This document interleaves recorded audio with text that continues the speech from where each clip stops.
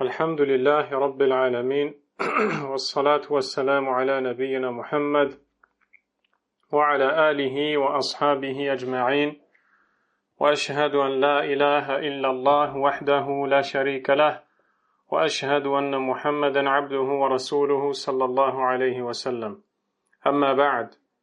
Nous sommes le 17 du mois Dhul Qa'dah de l'an 1445 de l'hégire du prophète Mohammed alayhi salatu wassalam, correspondant au 25 mai 2024. Toujours dans cette série d'interventions intitulée « Prépare ton cœur au voyage de la vie, le pèlerinage à la Mecque ». Ce grand voyage qui est le voyage de la vie qui nécessite que le cœur du pèlerin soit prêt spirituellement afin de savourer chacun des moments, chacun des instants, chacun des rites du pèlerinage derrière lesquels se trouvent des sagesses à comprendre et à vivre. Aujourd'hui, Inch'Allah Ta'ala, nous allons parler de plusieurs points. Le premier étant le sujet du fameux At-Tawaf. At-Tawaf bil Bayt al-Atiq. La circumambulation autour de la Kaaba.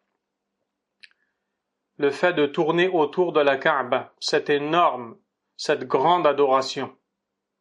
Le prophète Mohammed sallallahu alayhi wa sallam, comme nous le décrit le compagnon Jabir ibn Abdullah radiyallahu anhuma.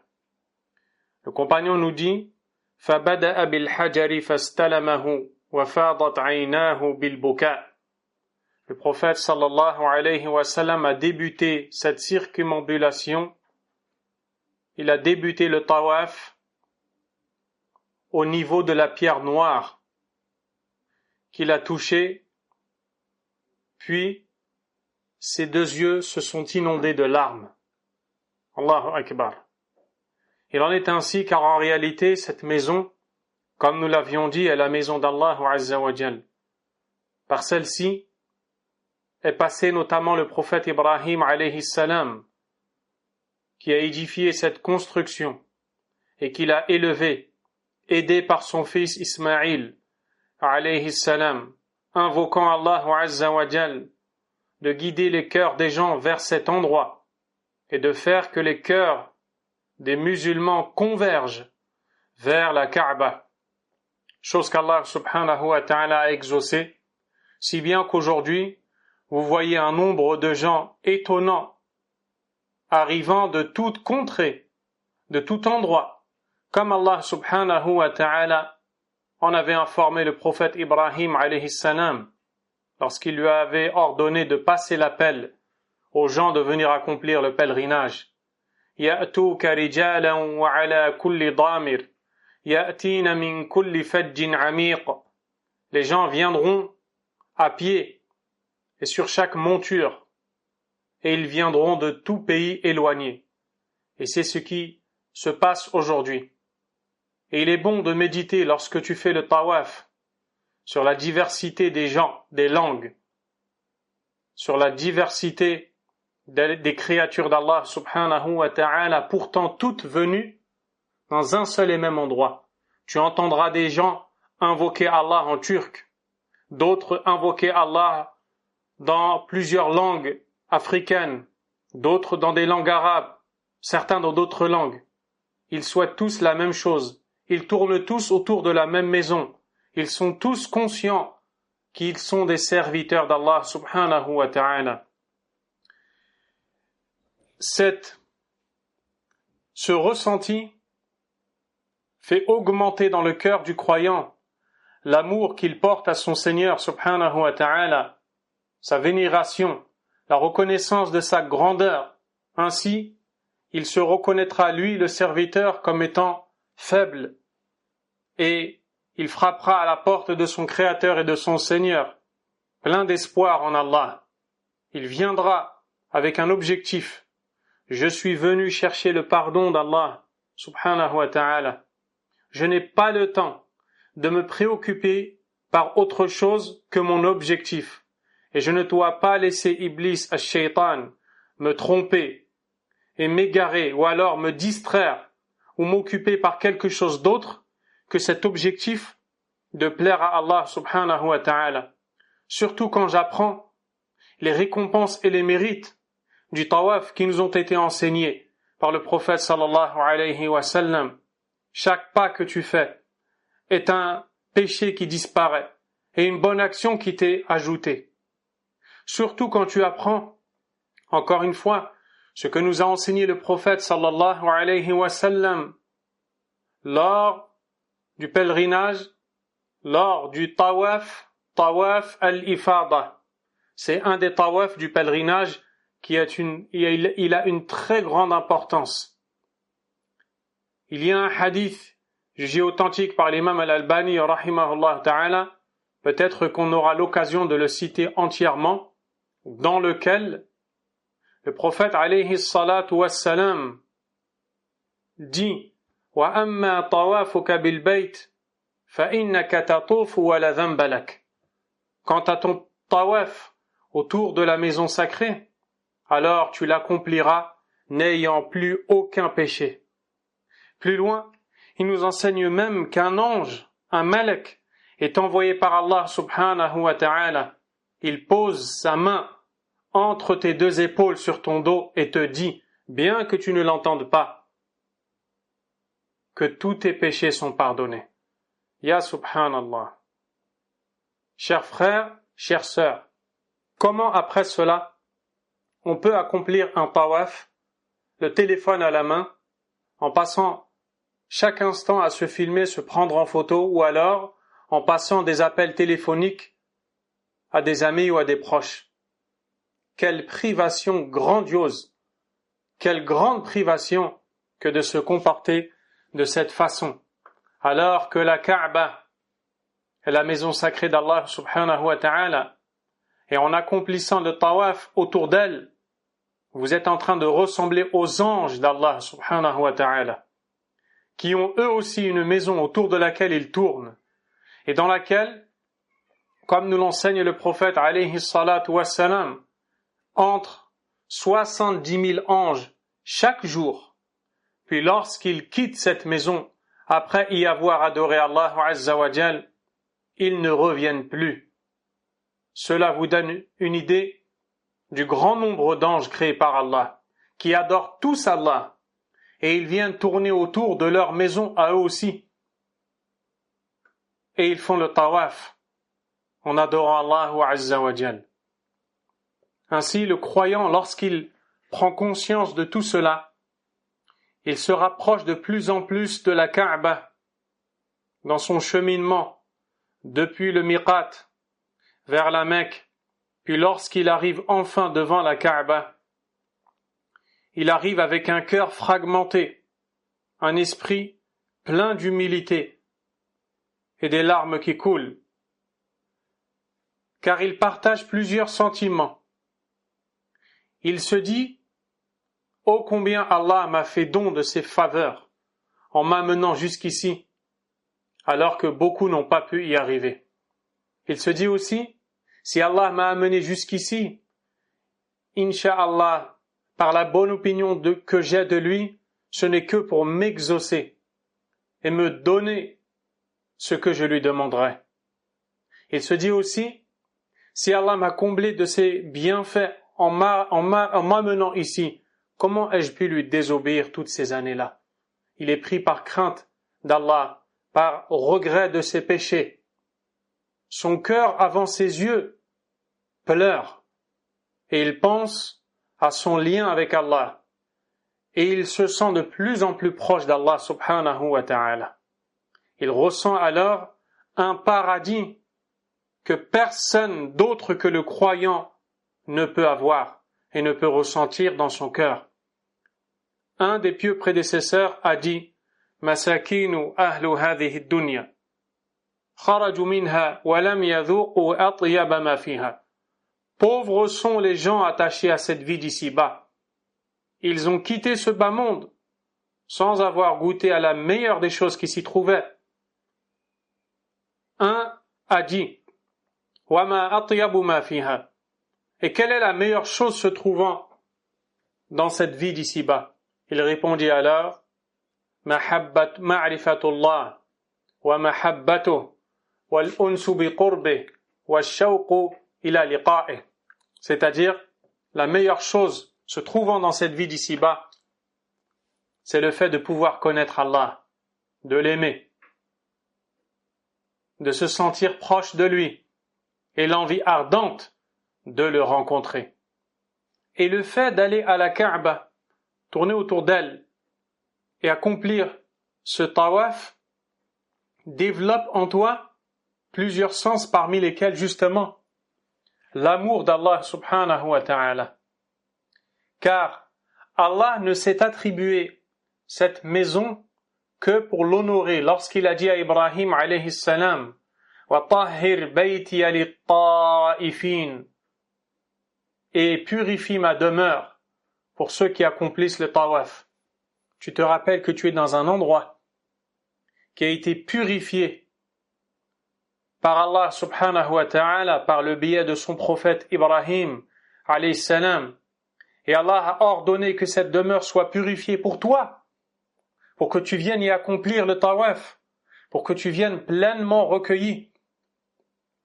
Ainsi, le fait qu'Allah s'attribue cette maison, nous dit l'imam Ibn al-Qayyim rahimahullah ta'ala, c'est ça qui a fait que les cœurs des croyants dans le monde convergent vers la Kaaba et se dirigent tous vers elle.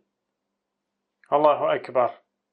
Et l'amour d'Allah subhanahu wa ta'ala est l'une des adorations les plus spécifiques qui soient pour le croyant. Car en réalité, le croyant est né avec l'amour d'Allah dans le cœur. Cet amour augmente quand le croyant augmente en bonne action et diminue quand le croyant diminue en bonne action. Le prophète sallallahu alayhi wa sallam a dit kullu mawludin yuladu ala al-fitra fa abawahu yuhawwidani aw yunassirani aw yumajjisani. Le hadith est rapporté par Al-Bukhari et Muslim. Chaque enfant venant au monde est dans la prime nature, dans la nature saine, al-fitra. Et ce sont ses parents qui par la suite en font un juif, un chrétien ou un masdéen.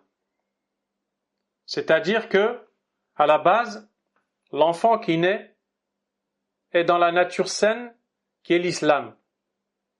Et selon l'environnement qui l'entoure, il va soit se développer dans cette nature saine, à condition qu'il soit éduqué dans cet islam sur lequel il est prédisposé, ou alors son environnement va affecter sur lui et il deviendra ce qui correspondra à cet environnement. Peu importe la religion dont il s'agit. Ce sont des exemples qui ont été cités par le prophète sallallahu alayhi wa sallam dans ce récit. Et donc le fait de venir à la Kaaba augmente ton amour d'Allah azza wa jal. Deuxième sagesse, deuxième secret, derrière le tawaf, secret ou sagesse spirituelle, le tawaf fait bouger le cœur du croyant qui accomplit le pèlerinage. Il reconnaît la grandeur d'Allah subhanahu wa ta'ala. Subhanallah. Il regarde devant lui. Il regarde derrière lui. Il regarde à sa droite. Il regarde à sa gauche. Il ne voit que des hommes, des femmes, des jeunes, des moins jeunes. Certains sont en fauteuil roulant, d'autres marchent, d'autres sont assistés et ainsi de suite. Tous ces gens-là, venus s'humilier, venus s'avilir devant le Seigneur des cieux et de la terre. Ce qui fait naître dans le cœur du croyant la reconnaissance de la grandeur du Seigneur subhanahu wa ta'ala pour plusieurs choses, pour ses bienfaits, pour sa beauté, pour sa perfection. Et cela développe cette foi qu'il a déjà dans le cœur.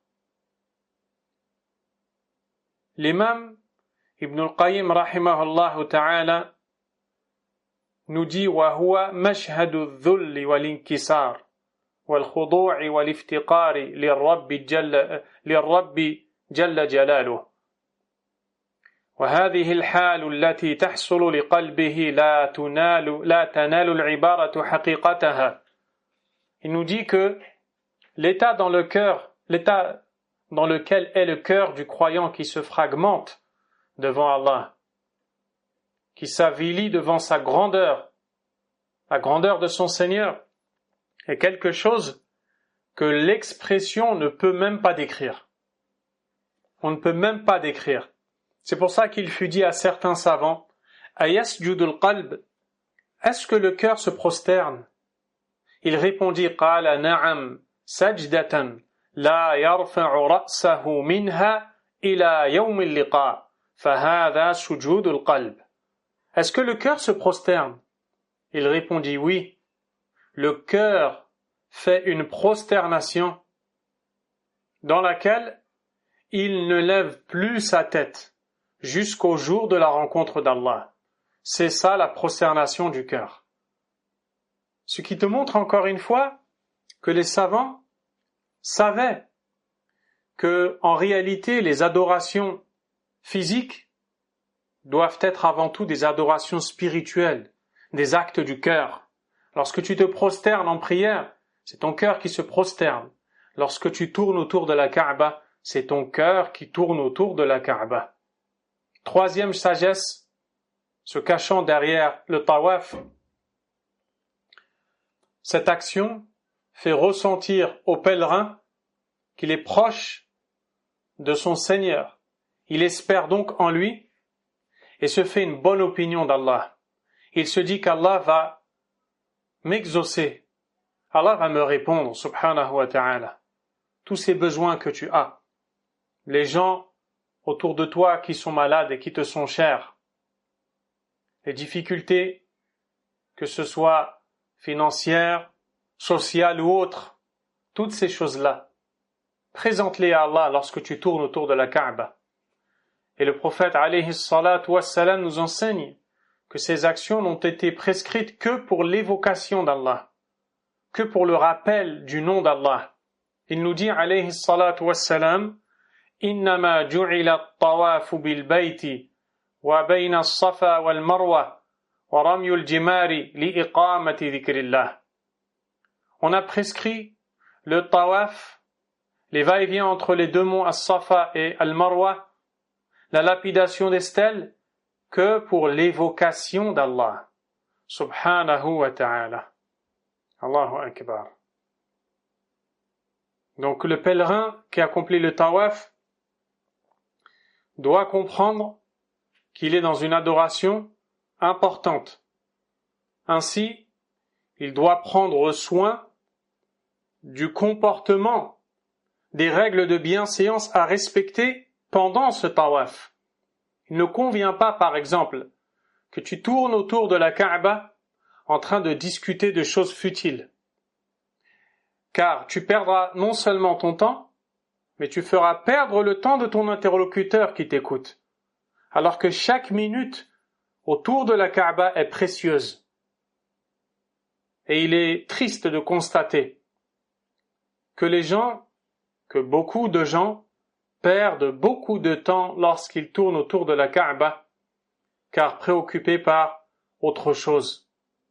Je me souviens d'une fois où nous étions justement là-bas, et il y avait un pèlerin avec qui nous étions en train de faire les rites, qui était distrait par la grande tour qui se situe à proximité de la Kaaba, au-dessus de laquelle il y a la plus grande horloge du monde, comme on dit. Et il était en train d'observer cet édifice, cette construction qu'il était en train d'admirer, en me disant, regarde, combien est belle cette tour, ou combien est grande, je ne me souviens plus exactement. Je l'ai tiré, et je lui ai dit, occupe-toi du rappel d'Allah, occupe-toi de ton adoration. Et subhanallah, après avoir réfléchi, il m'a dit, vraiment tu as raison. Et il s'est remis dans le bain de l'adoration. Ce n'est juste qu'un exemple que je vous cite ici pour vous dire de ne pas vous laisser faire. Ash-shaytan ne vous lâchera pas, surtout dans le tawaf. Il va tout faire pour que vous soyez distrait. Car un cœur distrait est égal à une invocation distraite. Et le prophète sallallahu alayhi wa sallam nous enseigne qu'Allah ne répond pas à l'invocation de quelqu'un dont le cœur est distrait, insouciant. Faites donc attention à cela, vous qui avez pour intention de vous rendre au pèlerinage et d'accomplir le tawaf. Parmi les comportements à respecter pendant le tawaf et parmi les actes susceptibles de souiller le cœur et de l'en priver de la spiritualité, c'est le fait de ne pas baisser le regard, le fait de regarder le sexe opposé pendant le tawaf, ce qui est grave. Vous êtes autour de la Kaaba, vous êtes dans la maison d'Allah subhanahu wa ta'ala, vous avez été favorisé, choisi, tout vous a été facilité, tout vous a été mis à disposition. Vous n'êtes pas là pour désobéir à Allah subhanahu wa ta'ala. Prenez donc garde, que ce soit les hommes regardant les femmes ou les femmes regardant les hommes également. Mais concentrez-vous sur l'adoration de votre Seigneur, car proportionnellement à la distraction de votre cœur pendant le tawaf, tout ce dont on vient de parler sera également faible. L'amour pour Allah, l'humilité devant lui, l'espoir en lui. L'imam Ibn al-Jawzi, rahimahullah ta'ala, a dit « I'lam anna radda al-basari anil harami wajib » Sache que baisser le regard en t'abstenant de voir l'interdit est un devoir. Puis il a parlé un peu de plusieurs choses mauvaises qui découlent du fait de regarder. Et subhanallah, beaucoup de gens se sont retrouvés avec des péchés énormes au tawaf, parce qu'ils ont été tentés par le regard. Faites attention, prenez soin de vos cœurs et de votre corps. Après avoir parlé du tawaf, parlons plus particulièrement de la pierre noire. La pierre noire qui se situe au niveau de la Kaaba et qui est une pierre que le pèlerin essaie de toucher quand il le peut. S'il ne le peut pas, alors il ne doit pas s'efforcer de la toucher. Et il pourra de loin lever la main droite en direction de la pierre noire, dire Bismillah, Allahu Akbar et commencer le tawaf. Donc, cette pierre noire est bien particulière parce que déjà, elle est le point de départ du tawaf. Elle est le repère et le signe marquant le début du tawaf. Et le prophète sallallahu alayhi wa sallam, dans le hadith rapporté par l'imam Ahmad et authentifié par l'imam al-Albani rahimahullah ta'ala, nous dit Al-hajarul aswadu min al-jannah. La pierre noire vient du paradis. Et on apprend aussi qu'autrefois, cette pierre n'était pas noire. Et d'ailleurs, c'est la seule chose qui est du paradis présente sur terre. Elle n'était pas noire. Elle était blanche. Mais depuis les temps, tous les pèlerins qui sont venus se rendre à la Mecque l'ont touchée et se sont donc lavés de leurs péchés en la salissant. Elle est alors devenue noire. Allahu Akbar. Et le prophète sallallahu alayhi wa sallam nous dit en parlant de cette pierre noire, dans le hadith rapporté par l'imam al-Tirmidhi et autres, et authentifié par l'imam al-Albani rahimahullah, la ya'tiyanna hadha al-hajaru yawm al-qiyamah وله عينان يبصر بهما ولسان ينطق به يشهد على من يستلمه بحق. Regardez, ou plutôt écoutez. Cette pierre-là viendra très certainement le jour de la résurrection, en ayant 2 yeux par lesquels elle verra, une langue par laquelle elle s'exprimera, et elle témoignera en la faveur de ceux qui sont venus la toucher en toute vérité. Subhanallah. Également, le prophète sallallahu alayhi wa sallam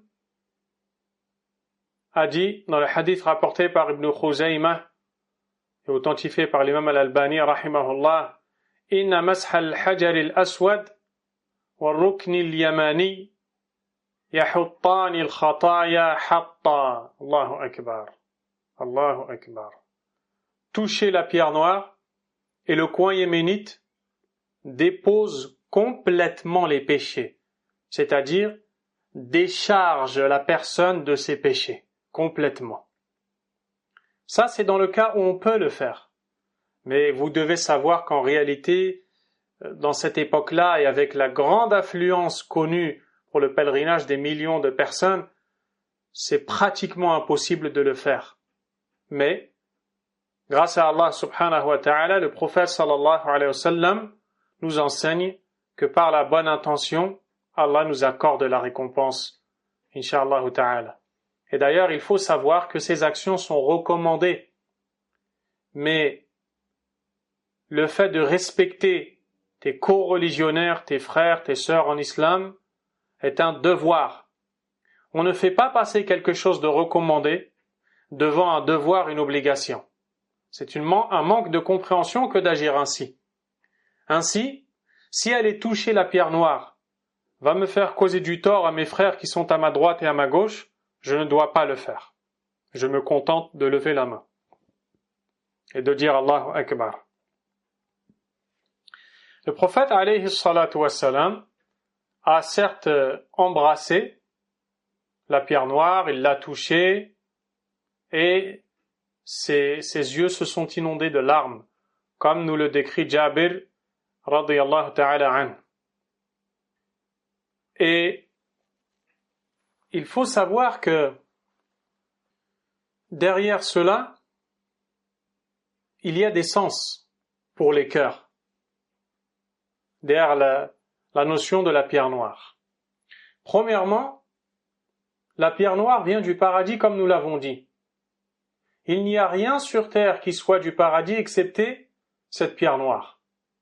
Cette pierre noire nous rappelle donc la demeure tant espérée et recherchée et qui nous manque tant, nous autres les croyants, qu'est le paradis. Qu'Allah nous l'accorde.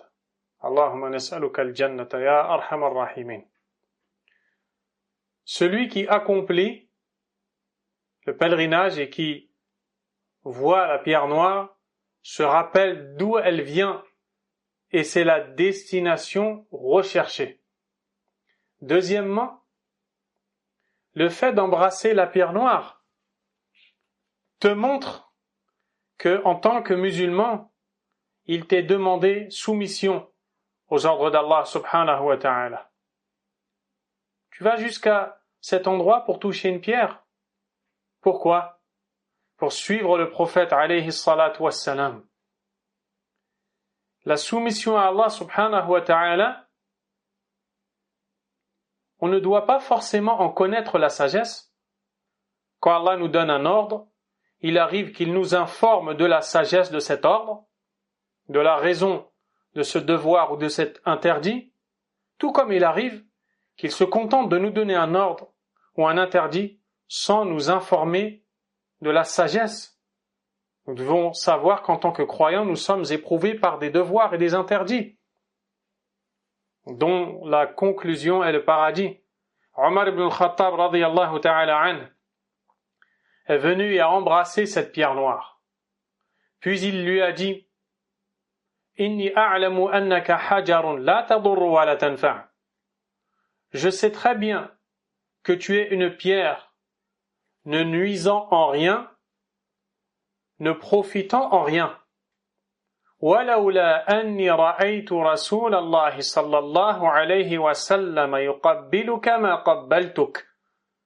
Et si je n'avais pas vu le prophète sallallahu alayhi wa sallam t'embrasser, je ne t'aurais pas embrassé. Omar radiyallahu anhu est un savant, il connaît Allah azza wa jal. Et il est un excellent enseignant. Il enseigne aux gens la sagesse de l'obéissance à Allah azza wa jal. Le prophète a fait, alayhi salatu wassalam, c'est pourquoi je fais. Je ne me pose pas la question de me demander pourquoi je dois venir jusqu'ici embrasser une pierre. Je le fais parce que le prophète l'a fait, alayhi salatu wassalam. Et en même temps, quelqu'un pourrait se dire, si j'embrasse cette pierre, c'est qu'elle contient une nuisance, ou il est possible que cette pierre m'apporte profit, subsistance, et ainsi de suite.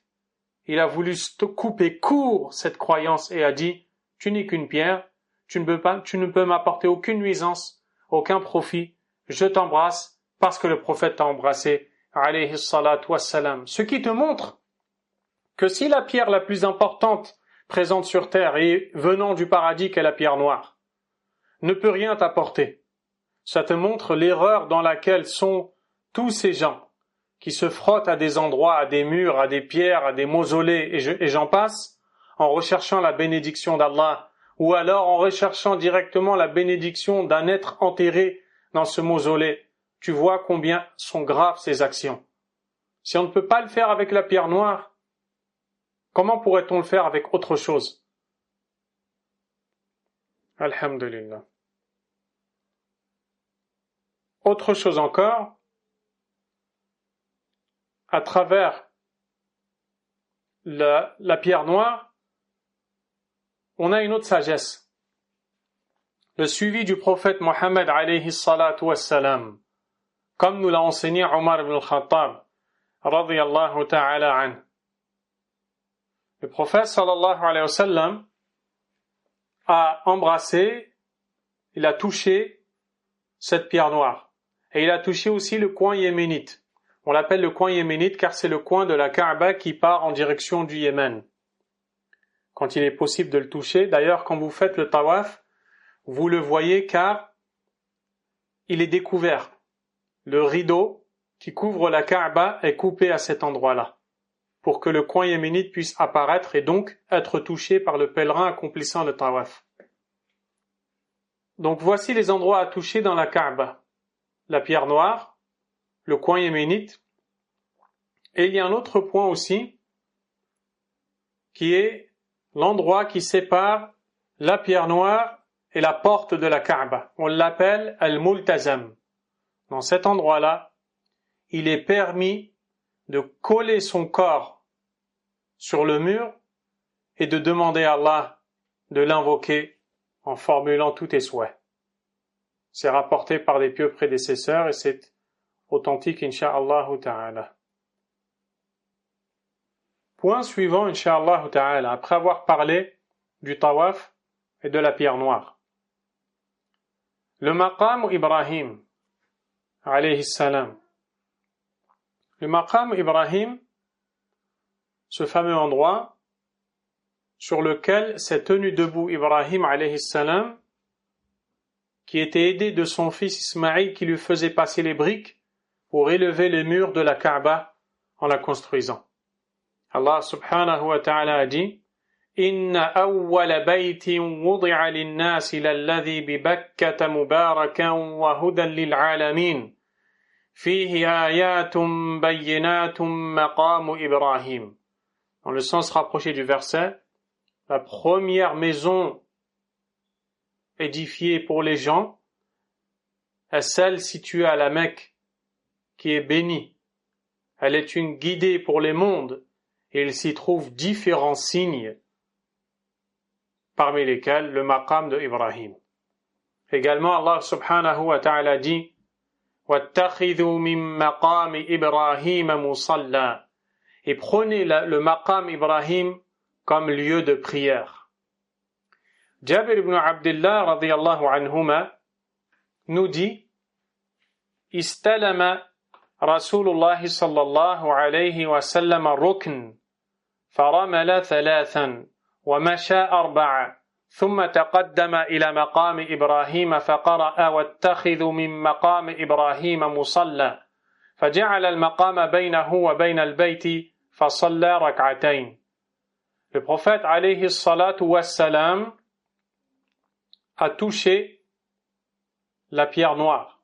Puis, il s'est mis à faire la circumambulation, à tourner autour de la Kaaba. Il a précipité le pas dans les 3 premiers tours. Puis il a marché à une allure normale dans les 4 tours suivants, ce qui fait 7. Et donc c'est la sunna de faire les 3 premiers tours en se précipitant. Mais ça, on en parle dans les cours sur la jurisprudence du Hajj, ce qui n'est pas l'objectif de ces assises-là. Là, on parle du côté spirituel. Jabir dit, puis, après avoir tourné autour de la Kaaba, il s'est approché du maqam et a récité le verset « Wattakhidhu min maqam Ibrahim musalla » et prenez le maqam Ibrahim comme lieu de prière. Il a donc pris le maqam Ibrahim entre lui et la Kaaba et il a prié 2 unités de prière de rak'a. Le maqam Ibrahim, donc c'est l'endroit où Ibrahim s'est tenu debout, et l'imam Ibn Kathir, rahimahullah ta'ala, nous enseigne que pendant de longues années, les gens pouvaient facilement apercevoir les traces des pieds de Ibrahim alayhi salam, mais ces traces se sont effacées par la suite, contrairement à ce que beaucoup peuvent penser aujourd'hui que on peut encore voir les traces des pieds de Ibrahim. On ne les voit plus. Et ensuite, le maqam a été déplacé. Il a été éloigné. Aujourd'hui, il a été recouvert notamment de vitres en verre. Et vous voyez que les gens vont jusqu'à là-bas, frotter leurs vêtements, faire des choses qui ne sont pas légiférées, qui relèvent de l'innovation et qui nuisent à leur tawaf et à leur adoration du pèlerinage. Le maqam Ibrahim alayhi salam faisant partie des signes évoqués par Allah dans le verset est quelque chose qui renferme encore des sagesses spirituelles. Première chose, le prophète sallallahu alayhi wa sallam, comme Allah lui a ordonné, a pris cet endroit comme lieu de prière. Et il n'a rien ajouté à cela. Il ne l'a pas embrassé. Il ne s'est pas frotté à lui. Il n'a pas recherché de la bénédiction, comme le font beaucoup de gens. Toutes ces actions relèvent de l'innovation. Elles sont rejetées par Allah. Si vous aimez le prophète sallallahu alayhi wa sallam, ô musulmans, contentez-vous de sa sunna et de sa guidée. Suivez-le. Faites comme lui. Lui qui, après avoir accompli son pèlerinage, a dit « Khudhu anni manasikakum » Prenez de moi vos rites. L'imam Ibn Taymiyyah rahimahullah a dit « Hatta maqam Ibrahim, alladhi bi Makkata la yuqabbalu wa la yumsah, fa kayfa bima siwahu min al-maqamat wal mashahid » Même le maqam Ibrahim se situant à la Mecque, on ne l'embrasse pas, on ne l'essuie pas, on ne se frotte pas sur lui. Que dire alors d'autre que ce maqam? Deuxième sagesse que l'on retrouve derrière le maqam Ibrahim alayhi salam, le rappel du prophète Ibrahim alayhi salam, et qu'Allah subhanahu wa ta'ala a exaucé son invocation. Ibrahim alayhi salam a invoqué Allah et a demandé à Allah waj'al li lisana sidqin fil akhirin. Waj'al li lisana sidqin fil akhirin. C'est-à-dire qu'il est en train de demander à Allah subhanahu wa ta'ala que les gens parlent en bien de lui après son décès. Et ça, ce n'est pas un mal en soi, contrairement à ce que l'on pourrait croire. Certains pourraient croire que le fait d'aimer que les gens parlent en toi de bien est un mal en soi. Non, ce n'est pas ça qui est un mal. Ce qui est un mal, c'est d'œuvrer pour un autre qu'Allah, subhanahu wa ta'ala. Ça, c'est un mal. Mais si tu es sincère envers Allah, subhanahu wa ta'ala, alors chaque croyant humble voudrait avoir un minimum de bonne réputation. C'est tout à fait correct, il n'y a aucun mal dans cela. C'est ce qu'a demandé Ibrahim alayhi salam à Allah subhanahu wa ta'ala, وَاجْعَلْ لِي لِسَانَ صِدْقٍ فِي الْآخِرِينَ. Et Allah subhanahu wa ta'ala a répondu à cette demande favorablement en l'exaucant, si bien qu'aujourd'hui nous autres sommes en train de parler d'Ibrahim alayhi salam en bien. Lorsque tu es devant le maqam de Ibrahim, tu te souviens de cela. Tu passes devant le maqam de Ibrahim, toi le pèlerin, et tu te souviens du prophète d'Allah, Ibrahim alayhi salam. Tu te souviens de ce qu'il a fait, des efforts fournis par le prophète Ibrahim alayhi salam, pardon. Tu te souviens qu'il a appelé les gens à l'unicité d'Allah, qu'il a cassé les idoles, et qu'il a tout fait pour que les gens adorent Allah seul et sans associé. Tu te souviens combien il a été endurant dans les épreuves auxquelles il a été amené à faire face. Tu te souviens de la soumission d'Ibrahim alayhi salam qui a été jusqu'à accepter de sacrifier son fils Ismaïl alayhi salam. Tu te souviens, bien qu'il ne l'ait pas fait, bien entendu. Tu te souviens également du jour où il a élevé les briques lors de la construction de la Kaaba. Tu te souviens qu'Ibrahim alayhi salam huwa Khalilur Rahman, qu'il est très proche et très aimé d'Allah subhanahu wa ta'ala. Tu te souviens qu'Ibrahim alayhi salam à lui tout seul était l'égal d'une communauté entière. Allah azza wa jalla a dit Inna Ibrahim kana ummah. Ibrahim était une communauté. Et tu te souviens qu'Allah a dit de lui qu'il allait en faire un modèle, un guide pour les gens. Inni ja'iluka linnasi imama. Je ferai de toi pour les gens un imam, un guide, modèle à suivre. Allahu Akbar. Tu te souviens de tout cela. Tu te rappelles de ton prophète Ibrahim alayhi salam, de son endurance, de sa religiosité, de sa force, de sa conviction. Et alors, tu te dis que toi aussi, tu dois patienter face aux épreuves d'Allah, subhanahu wa ta'ala. Tu dois patienter en accomplissant les ordres d'Allah, azza wa jal, et en t'abstenant de sa désobéissance et des péchés. Tout cela, tu en tires profit lorsque tu passes devant le maqam de Ibrahim. Après cela, il y a un autre point très intéressant également. C'est la prière derrière le maqam Ibrahim alayhi salam. Il t'est demandé, après avoir accompli le tawaf, de prier 2 rak'ah derrière le maqam Ibrahim alayhi salam. Si il est possible de le faire. En ce moment, ce n'est plus possible en vérité de le faire. Maintenant, tu feras 2 rak'ah là où tu trouveras de la place tout simplement. Vous allez voir des gens qui veulent vraiment prier derrière le maqam, ils vont jusqu'à se mettre en danger et mettre en danger les autres. Et tu les vois dans le tawaf, au milieu d'une foule très grande, prier 2 rak'ah.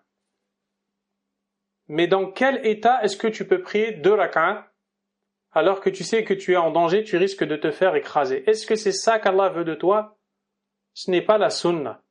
La sunna, à ce moment-là, c'est que tu t'écartes et que tu ailles prier dans un endroit digne qui te permet d'être recueilli, de prier avec humilité. Donc, lorsque tu pries derrière le maqam Ibrahim, après avoir accompli le tawaf, donc tu récites d'abord le verset وَاتَّخِذُوا مِن مَقَامِ إِبْرَاهِيمَ مُصَلَّى et faites du maqam Ibrahim un lieu de prière. Puis tu vas là-bas et tu accomplis 2 rak'ah. Dans ces 2 rak'ah, il y a des sourates spécifiques à réciter. Dans la première, tu récites Suratul Kafirun, après la Fatiha bien entendu. Et dans la deuxième, tu récites Suratul Ikhlas, après la Fatiha. Ceci car le prophète alayhi salatu wassalam a agi ainsi. Et subhanallah, ce n'est pas pour rien que ces deux chapitres du Coran ont été choisis pour qu'ils soient récités dans les deux rak'as après le tawaf. Car si tu médites le sens de ces deux sourates, tu te rendras compte qu'elles expriment le tawhid, l'unicité d'Allah subhanahu wa ta'ala. Qul ya ayyuhal kafirun. Dans cette sourate, tu te désavoues du polythéisme, de la mécréance en Allah subhanahu wa ta'ala.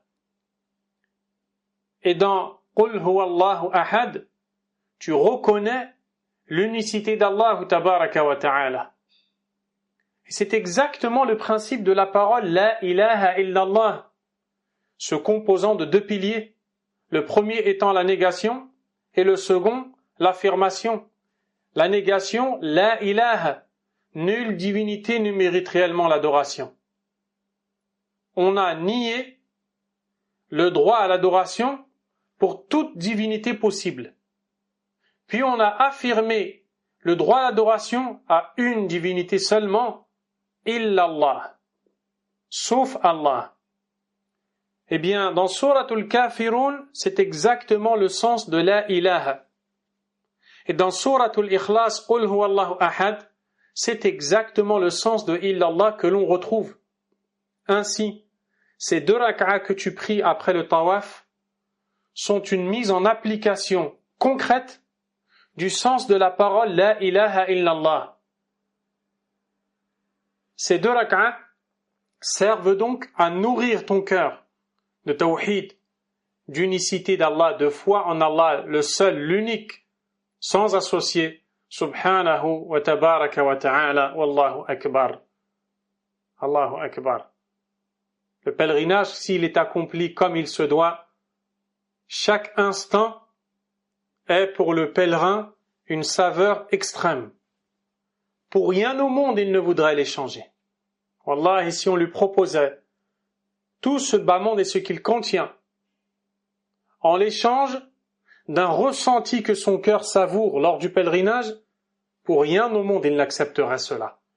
À condition, je répète à condition, que ce soit un réel pèlerinage, un pèlerinage du cœur.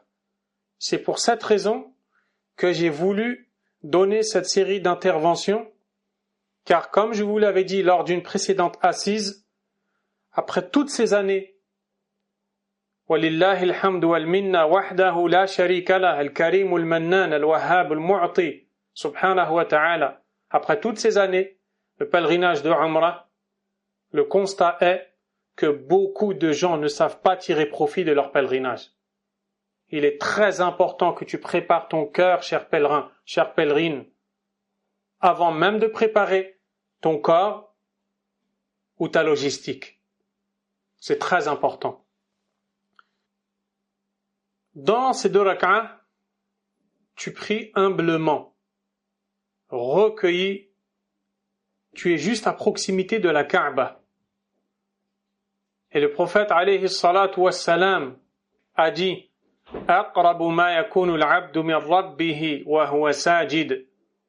Le moment où le serviteur est le plus proche de son Seigneur est quand il est prosterné. Tu seras donc, écoute bien, si Allah te facilite le pèlerinage, tu seras donc dans la situation qui te rapprochera le plus d'Allah, la prosternation, dans l'endroit préféré d'Allah, Al-Kaaba, la Mecque, pendant les jours préférés d'Allah, subhanahu wa ta'ala, les jours du Hajj, en train de faire une des actions les plus méritoires qui soient, le pèlerinage.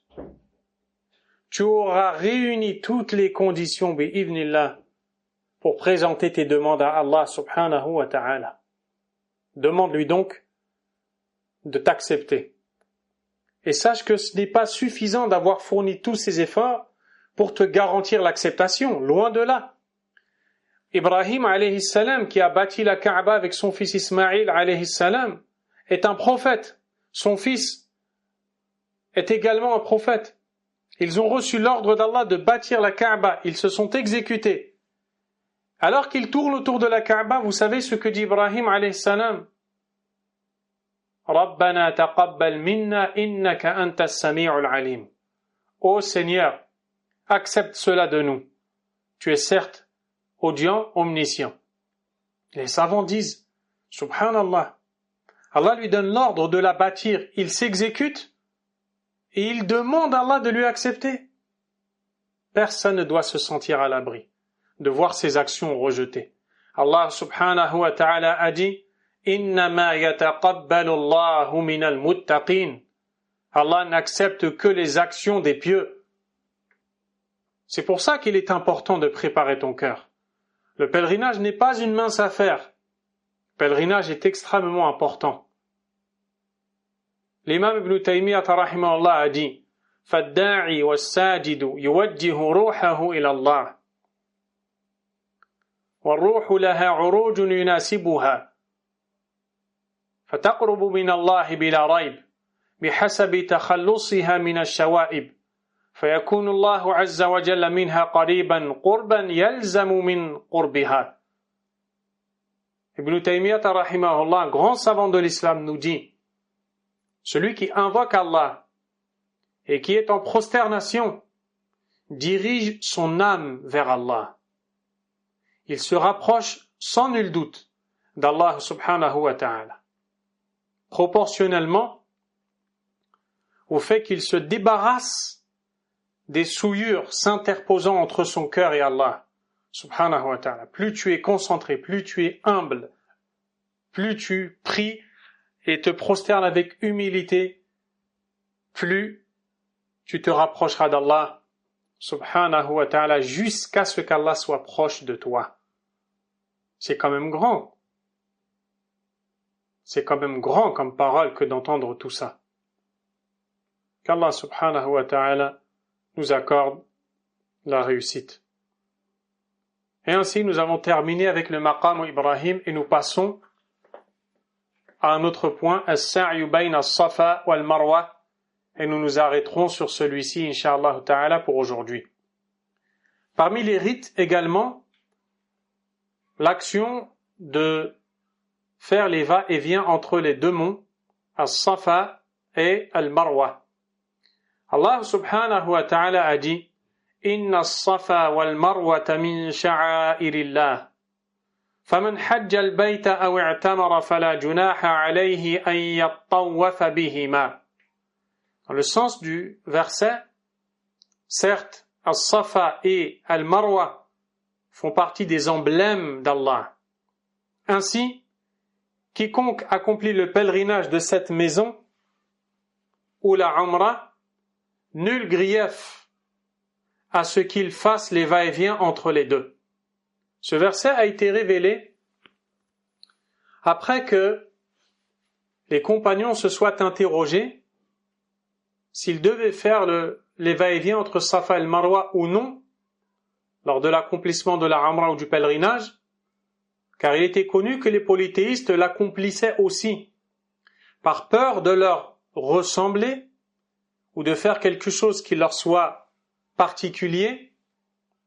Ils ont interrogé le prophète alayhi salatu wassalam et Allah azza wa jal lui a révélé cette réponse.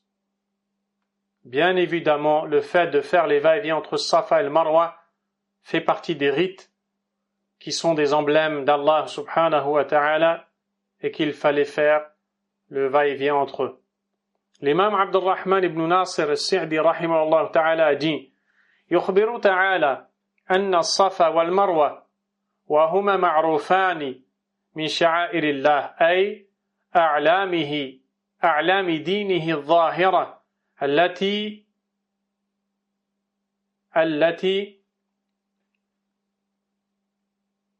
تعبد الله بها عباده وإذا كان من شعائر الله فقد أمر الله بتعظيم شعائره فقال ومن يعظم شعائر الله فإنها من تقوى القلوب فدل مجموع النصين أنهما من شعائر الله وأن تعظيم شعائر الله من تقوى القلوب.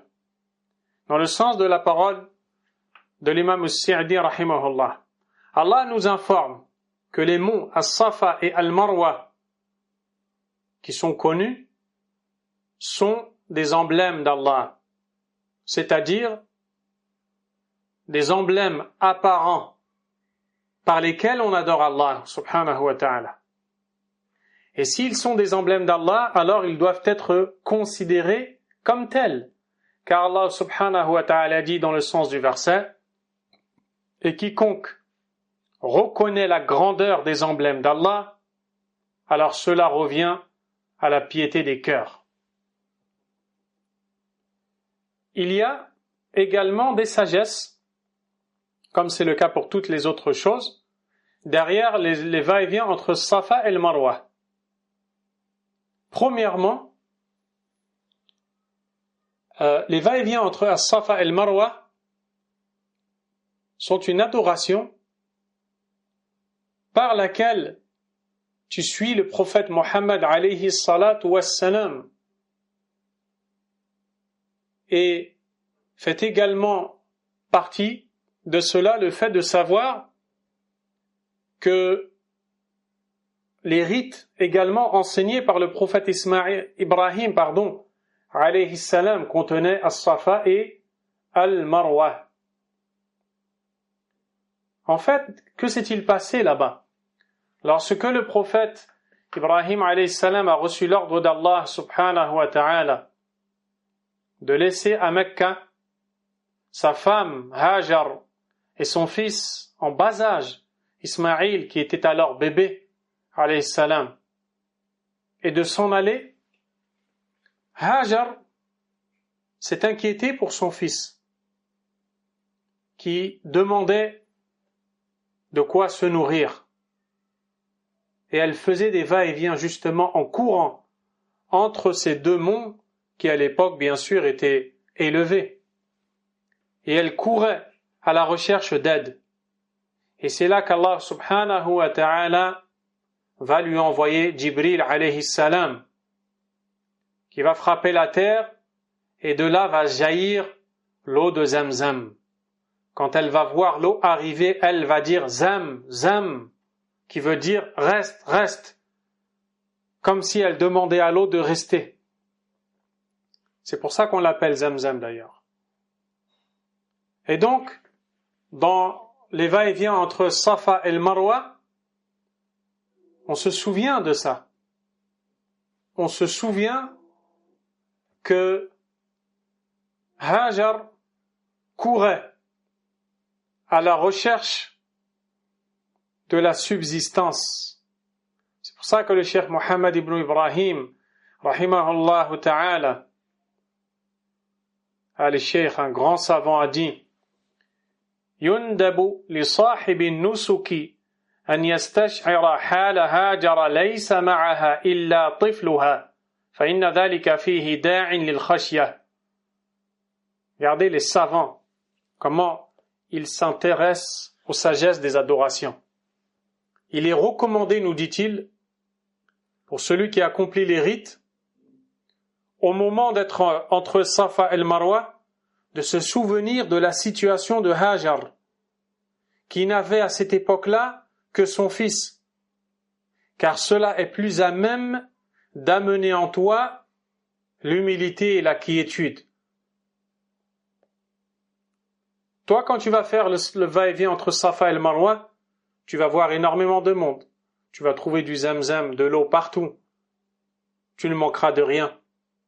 Mais elle était dans une terre désertique.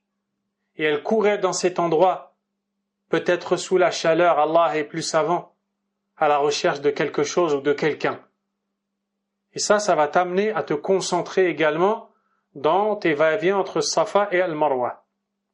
Deuxième sagesse derrière Safa ou Al-Marwa, le fait de te rappeler d'Ibrahim alayhi salam et de sa soumission pleine aux ordres d'Allah, si bien qu'il y a laissé, donc à Safa el Marwa, vers cet endroit-là, son épouse et son enfant, qui allaitaient encore, Ismaïl alayhi salam, dans une terre désertique, dans laquelle il n'y avait ni verdure, ni rien, pas de compagnie, pas de boisson, pas de nourriture, rien de tout cela. Toi, aujourd'hui, tu viens là-bas avec tes provisions, avec ta nourriture. Elle, Hajar, a dit à son fils, a dit à son mari Ibrahim, Ah Allahu amaraka bidhak, est-ce Allah qui t'a ordonné de nous laisser ici? Qala na'am.